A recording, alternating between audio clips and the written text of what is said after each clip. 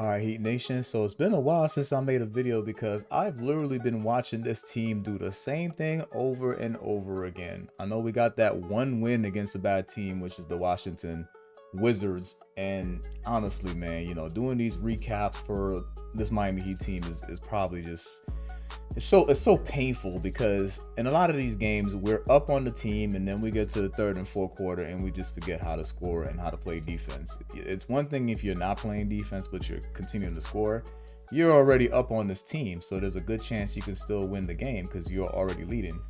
As I go through some of the games that we've given up, I'm like sitting down and just thinking to myself like, this team is just it's kind of depressing because it's not like you're really bad and you know what to expect and you're just like, all right, cool, we're gonna be in the lottery for sure. It's like the team has potential, but then as you can see, we're 4-6 in the last 10 games. That's just not good, man. But let's go back to last night's game and even some of the previous game where you like look at like the point totals and you can see we're in the driver's seat here, and even in the second quarter they outscored us by 5 points, but we're leading in the game. You get the third quarter, they don't outscore us in the third quarter, they outscore us in the fourth quarter 36-20. And we've been seeing this for weeks. I mean, even if you think back and go back to the OKC game, same thing. You're up and they come back and they just outscore you. You've got the Timberwolves game, they did the same thing there. You look here and you can see that the game is pretty close, and then you get outscored in the fourth quarter. And this one is like, it was relatively close, but there was a point in the game where we were up, because if you look 19-27 here, obviously a bigger gap than the first quarter score. So we're up. You score the same amount of points with them in the third quarter, and then they outscore you in the fourth quarter and you lose by 2. Then there's the Knicks game. This one really pissed me off. This is really when I was like, man, I don't feel like I want to do a recap anymore. But this game really pissed me off right here because we should have won this Knicks game. Although their center did fall on Weir's leg, and that definitely, in my opinion, kind of changed the game a little bit in their favor. But yeah, 36-25. 24-18, and then they go into overtime and they outscore us and they win by 4. This is pathetic. So if we look at the box score for last night's game, you can see Josh Giddey is not really known as a scorer. He had a triple-double. He had 26 points, 12 assists, 10 rebounds. They had guys like Zach Collins give him 18 and 15. I mean, this is outrageous. And then 21 from Kobe. I had the point total on Kobe. I had the over 24 and a half. He didn't meet the requirements, but he still got the 21. But in like the first half, this dude had like 2 points. So we get to the Miami Heat side now, and Bam Adebayo is still at least averaging over 20 over the last few games. That's great, but 6 rebounds, that's not good. Andrew Wiggins scored 22, 3 rebounds. That's not good. Weir got his 12 rebounds, only 7 points. Tyler Hero, 21 points. That's below his average. Like, these numbers got to be better. You can't just be scoring 21 as the first option, and you're supposed to be a scary, up and coming, like, because let's be honest, Tyler Hero's not a superstar, but you're the number 1 option. So, this is really your time to shine right here. Davion Mitchell has been great in controlling the game through his assist totals, but man, I would love for him to not score 4 points. Terry Rozier has been decent. I saw him pulling up for threes and actually hitting them. Sometimes he misses them, but at least he's being aggressive. So he got 15 points off the bench. But man, Terry Rozier seemed like he had so much potential. Duncan Robinson had Duncan Robinson is always going to be inconsistent. He shoots a lot of threes. Sometimes they go in, sometimes they don't. He drives to the basket. He's not the best driver, but at least it's something that he added to his game a couple years ago versus when he first was knocking down threes like crazy. It was literally threes or nothing. And Highsmith is the PJ Tucker of modern days. You don't know what to expect from him, but you're usually gonna get a low scoring. You're not gonna get much scoring from Highsmith, but it is what it is with Highsmith. Jaime, still young. He might be an older young player, but there's not much you can expect from Jaime. Stats wise, everybody was shooting poorly from 3 because 30% is not good, but it's better than their 26%. But from the field overall, they did better than us. 46 versus 42. I'm rounding up, by the way. And then their free throws were significantly better. So that's probably where we lost the game to, you know, 89 versus 74. And then they out-rebounded us. And that's probably truly where we lost the game, because Bam had 6 rebounds. And that's just not okay. You know, we beat them on the offensive rebounds, but, you know, they out-rebounded us. You know, we didn't get as many defensive rebounds as them, and you know the assist totals were pretty much the same, and the blocks were pretty much the same, and the turnovers were pretty much the same. We actually won a turnover battle, but the points in the paint. Okay, so this is probably where they won the game right here. It's points in the paint. 58 to 46 is crazy, but you know what? I think we get Charlotte tomorrow, so you know we gotta win that game, but we gotta start beating some good teams, especially if we're up on those said good teams. Just so y'all know, a common theme here is going to be me asking how the hell did we lose, because we were up a lot in this game. The first at bat offensive. Mitchell facing Kobe White. Mitchell driving hard to the basket. Nice dish for Ware, who puts it in. It's a nice move from Kello Ware. With hey, Wiggins was looking good last night in the first half, man. He was posting up. 2 straight scores in the paint for the big rookie. Josh Giddey started his career with a Thunder. Came over in the. Can believe Josh Giddey finished this game with a triple-double. Traded to Sacramento, he is getting more opportunity, and he's really converting. Mitchell with the steal finds Wiggins for the dunk. I feel like Wiggins used to dunk a lot higher than that. This is Trey Jones. Now it's Buzelis. Buzelis looking like he's gonna be a really nice player in the future. Really becoming a fan favorite in Chicago. Perfect 10 for 10. See, Davion Mitchell be getting a lot of assists. Now let's fast forward to the second quarter, because I need to get to the third quarter and figure out how we lost. It's a good shot by Bam. Look at these scores, man. Look at the score. 29-43. How did we lose this game? Another timeout from Spo.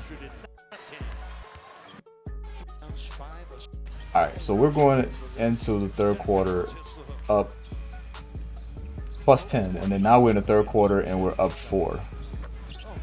And the third quarter just started. Weird. 6 rebounds, 5 assists.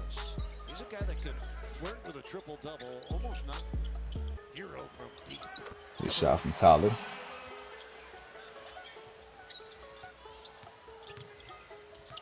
Hero against Trey Jones.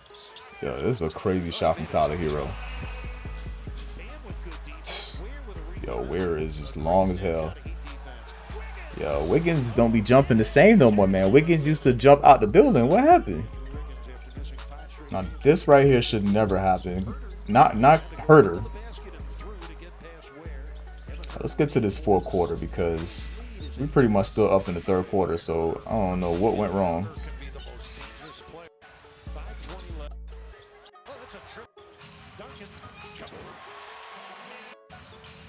Did Duncan Robinson just shooting somebody's face? Damn. Right on Boozilla, or whatever his name is. So look, we in the third quarter. We're up 6 points. Crazy shot from Tyler Hero. Now, this is a crazy possession right here. Wow. How did we lose this game? It looks like everything was going our way. What happened? Now we're in the fourth quarter where we lose the game. I fell asleep in like the third quarter, so I missed this fourth quarter.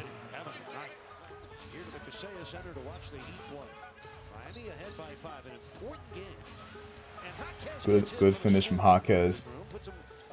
84-91 though. Look, we up. So I'm like, how did we lose this game? Oh my God. Letting Trey Jones cross you up like that.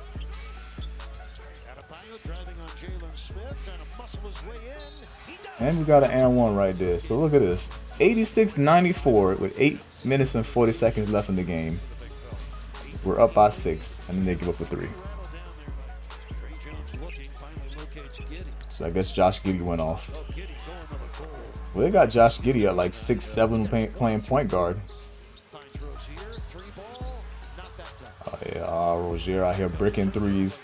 Terrible defense.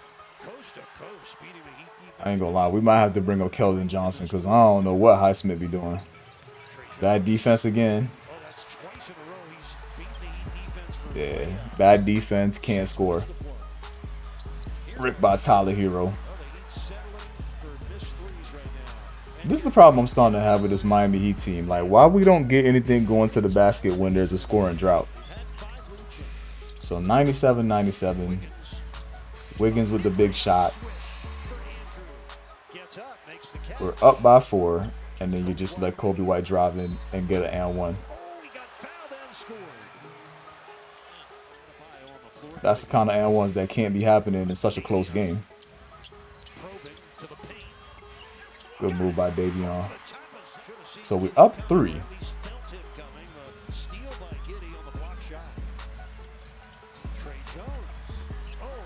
I don't even know who Trey Jones is. Is he related to Tyus Jones? So Trey Jones took over the game.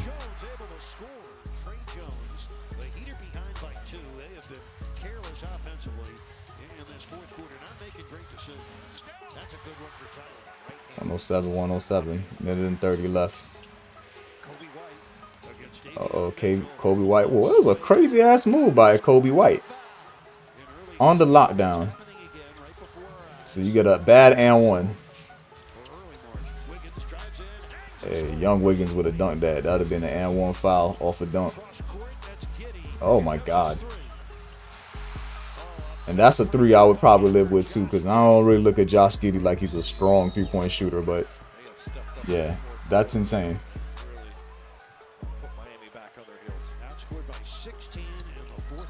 We out here shooting bricks.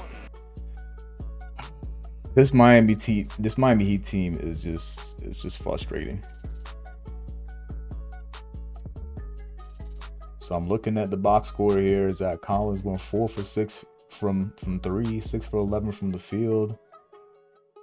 Metellus Bazilis, he had an alright game. But Trey Jones, 7 of 11, 1 for 1 from 3. And then Josh Giddey obviously had a triple-double, 9 for 15 from the floor, 3 for 4 from 3. Yeah, that just can't happen. And then let's go to the Miami side. Let's see who was shooting up bricks. So Wiggins had 17 shots, hit 9. Bam had 17, 8 for 17. Yeah, Tyler Hero 8 for 19. So poor shooting night from the big 3 here. You know, they got to play better. Davion Mitchell, I've been saying I don't really have faith in Davion's shot. 0 for 2 from 3, 2 for 5 from the field, -8. So he pretty much the worst player last night. And you know, that's the problem with these young locks, man. You know, you think they're locked down, but it's hard to play defense in this era because you can't just be grabbing people. But best player on the starting lineup last night was Kelly Oubre. I'm not surprised by that. I mean, with all these rebounds.